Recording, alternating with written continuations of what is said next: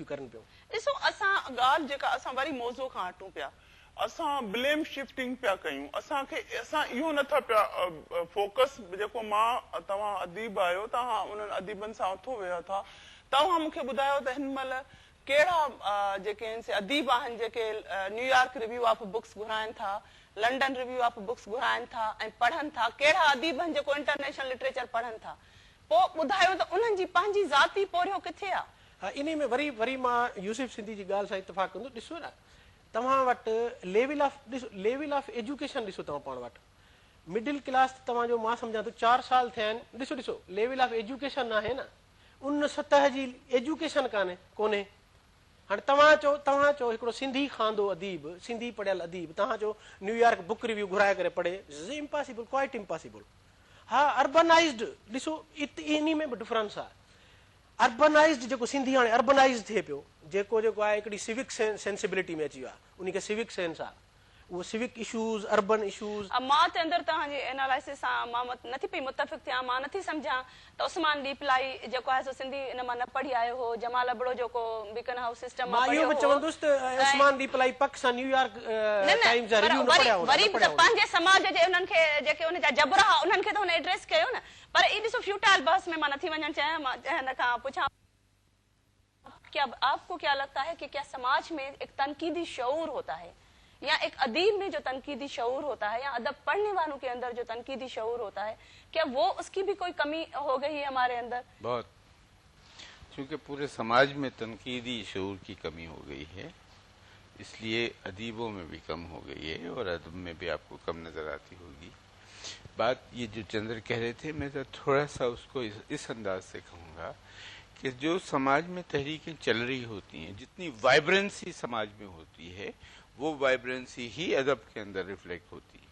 और अदीब चूंकि बहुत हसास भी होता है और मतलब उसमें फारसाइट भी होती है, तो वो लौटा के जो है उसको समाज को देता है कि ताकि वो एक कोर्स ऑफ एक्शन जो है समाज के एक्टिविस्ट जो हैं वो उससे तय कर सकें। ये नहीं है कि अदीब की जिम्मेदारी है कि वो जो है वो कोर्स ऑफ एक्शन भी डिस्कशन करे या वो भी करे, लेकिन उसकी जिम्मेदारी ये तो है कम से कम कि समाज के फर्द के तौर पर वो भी वो महसूस करे और उसमें हिस्सा भी ले। वो हिस्सा जो है हमने करना शुरू किया, जो पोस्ट मॉडर्निज्म का हम जो बात कर रहे थे कि भाई अब कोई मसला नहीं, हर चीज ठीक है, जो हो रहा है वो भी ठीक है, जो नहीं हो रहा है वो भी ठीक है, या जो भी इंटरप्रिटेशन जो कर रहा है वो ठीक है। तो इसने जो है वो समाज में और लिखने वाले में एक फासला पैदा कर दिया है। उस फासले की वजह से समाज से वो मुतासिर उस तरह से नहीं हो रहे, समाज की वाइब्रेंसी से वो मुतासिर नहीं हो रहे, इसी तरह से वो जो है समाज को लौटा नहीं रहे। हमको इस बात के ऊपर हमसे मतलब ये कि मैं, आप और हम दोस्त जो बैठे हुए जो अदब से मुताल्लिक हैं, हमको वाकई संजीदा तौर पे इस बात को सोचना चाहिए और करना चाहिए कि आज जो है वो अदब क्यों लोगों से कट गया है और अदीब क्यों लोगों से कट गया है, और उसके लिए ज़रूरत है तंजीम कारी की, क्योंकि बगैर तंजीम कारी के जो है वो रिश्ते बन नहीं सकते। ये जो आप बात कर रही थी कि सारी दुनिया में क्या हो रहा है, भाई सारी दुनिया में तहरीकें भी दोबारा से सर उठा रही हैं, इसीलिए वहाँ की तहरीरें जो हैं वो भी उतनी वाइब्रेंट हैं। लैटिन अमेरिका की तहरीरें जो आज आपको इतनी वाइब्रेंट लगती हैं, जो वहाँ पे तहरीकें भी तो इतनी वाइब्रेंट हैं। हमारे यहाँ जो है नहीं हो रहा। तो आप यूरोप की आज का जो अदब है उसमें से किसको आप कहेंगे कि जो बहुत अच्छा तख्लीकी अदब आ रहा है, जो बहुत अच्छा लोगों को मुतासिर कर रहा है? लैटिन अमेरिका को मुतासिर कर रहा है, अफ्रीका का मुतासिर कर रहा है।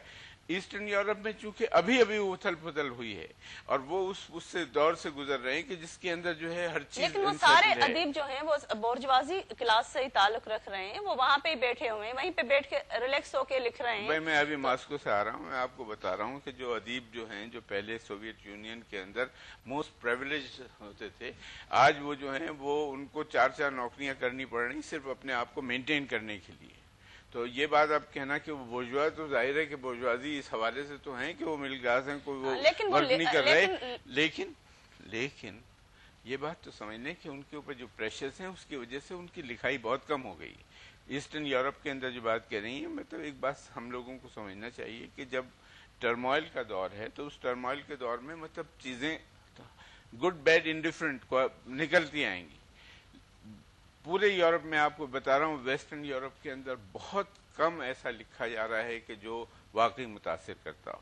जो मुतासिर करने वाला अदब है वो आपको लैटिन अमेरिका से मिलेगा, वो आपको अफ्रीका से मिलेगा। है कि किसी को कोई चीज मुतासिर करती है। नहीं, आप बताइए, मतलब हम लोग जो है डिस्कस कर सकते हैं। तो ये एक और बात है कि हो सकता है ब्लाइंडनेस एंड सीइंग आपको मुतासिर ना करती हो, मुझे कर रही है। गड रहे जो थोड़ी देर में हाजिर छूं क्या।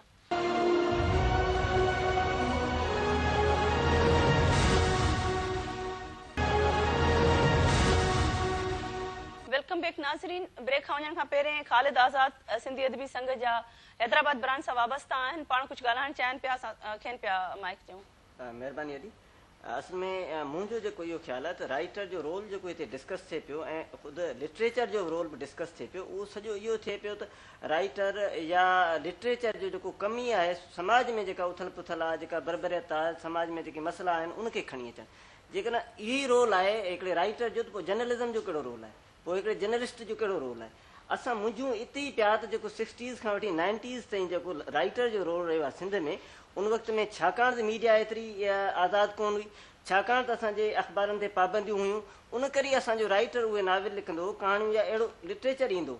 उनखां पोइ असांजी मीडिया आज़ादु थी वई हली।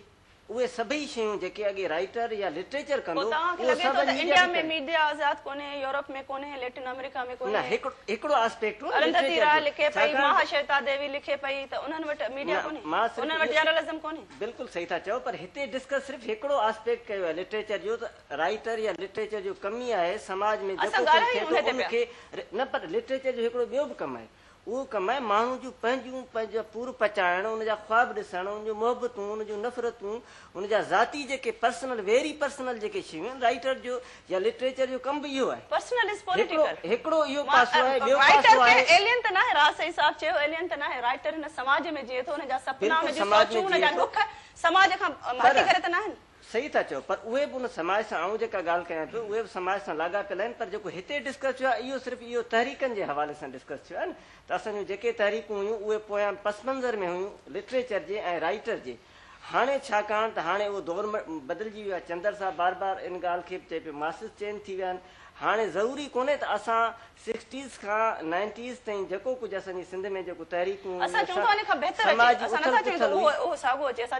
हाणे उहो चेंज। मां तव्हांखे मिसाल ॾियां, 2009-10 में नाविल छपियो आहे, शाहकार नाविल आहे सिंधी जो, फारूक सोलंकी जो विखरियल माण्हू। जेकॾहिं कंहिं दोस्त पढ़ियो हुजे, शाहकार नाविल आहे, उनमें तव्हांखे समाज जी उथल पुथल मिलंदी, उन माण्हू जूं इहो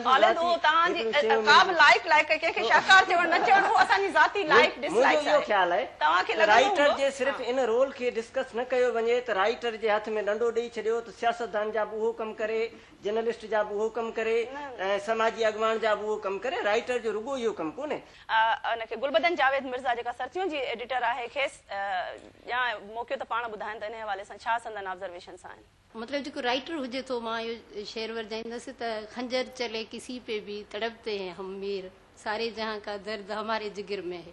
त मतलब जीअं अदा ख़ालिद आज़ाद ॻाल्हि कई आहे, ॿियनि भाइरनि वटां जेको ख़्यालु अचे थो पियो त अॻे जेके हुआ से इशूज़ अहिड़ा हुआ जो अदीब उन ते वधी चढ़ी लिखंदो हो, खुली लिखंदो हो। जीअं त असांजे पोइते जेकॾहिं थोरो 60s में ॾिसूं था, त मां बि हिकिड़ी अदब जी स्टूडेंट आहियां, त असांखे नसीम खरेल जहिड़े माण्हूअ खां चोटियों दर मिले थो, माता महबूब खां सुरेत कहाणी मिले थी, या अमर जलील खां जॾहिं बर्फ़ में मिलंदासीं, त उन वक़्तु इहो जेको राइटर जी जेका कमिटमेंट हूंदी, पोइ उहो 4 मार्च जोधा हुजनि या 1 यूनिट जो मसइलो हुजे या MRD तहरीक जी ऐं अखियुनि ॾिठी शायदि आहे, त असांजो राइटर, असांजो शाइर जेको आहे उहो बिल्कुलु उन्हनि तहरीकुनि सां वाॻियल हूंदो हो। समाज में जेको प्रॉब्लम उथंदो हो उन ते हू बिल्कुलु सचाईअ सां उन ॻाल्हि ते मां अचां थी पई। 2000 खां पोइ जेको इदारनि ते, ख़ासि करे जिते रिसाला निकिरनि था, जेके असांजा अदबी इल्मी इदारा आहिनि, उते जेका असांजी जेका अपॉइंटमेंट थी आहे ब्यूरोक्रेसी तरफ़ां, जेका सेक्रेटरियुनि जे हवाले सां, जेका इंतिज़ामिया जे हवाले सां, उते जेका थी आहे, उते असांखे जेको उन्हनि जे तरफ़ां जेके पॉलिसियूं अचनि थियूं, उन में उहो अदब न रहियो आहे, उहा लैंग्वेज न रही आहे। इस समाज में जो समाज हमारा है और जो हमारे हुक्मरान हैं, उन्होंने जो उनका जो एजेंडा है वो है इल्म दुश्मनी। हमें ये बात बहुत अच्छी तरह समझ लेनी चाहिए कि हमारे हुक्मरान जो हैं वो इल्म नहीं फैलाना चाहते, चूँकि इल्म फैलाने का मकसद होगा खुद उनको चैलेंज किया जाना।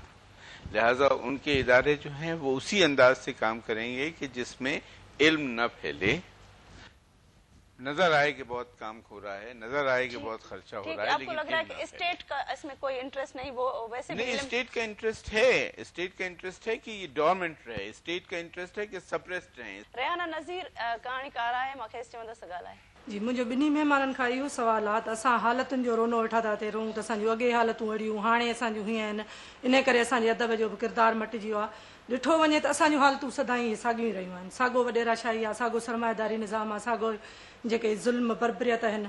1953 जा कालम सबत मखसूस हल्को आहे नंढो हल्को पढ़ंदो रहंदो। हाणे सॼा इशूज़ ऐं मसइला जेको आहे असां उन्हनि खे साम्हूं रखी इहे पेश था कयूं पिया न। जेसि ताईं ॿिए सवाल जो तालुक़ु आहे त समाज में मसइला उहे साॻिया आहिनि, जेकी समाज जी शिकिल आहे, जबर जूं शिकिलियूं पंहिंजी जाइ ते आहिनि। असांजे चवण जो